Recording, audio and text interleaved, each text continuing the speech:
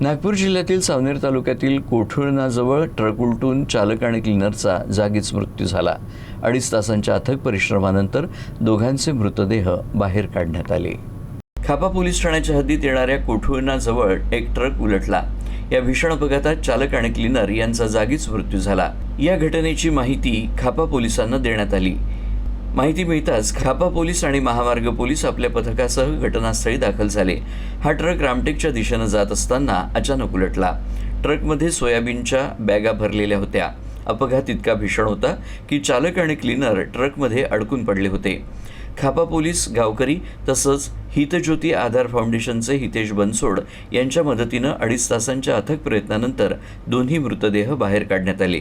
त्यांना रुग्णालयात नेलं असता डॉक्टरांनी तपासून दोघांनाही मृत घोषित केलं।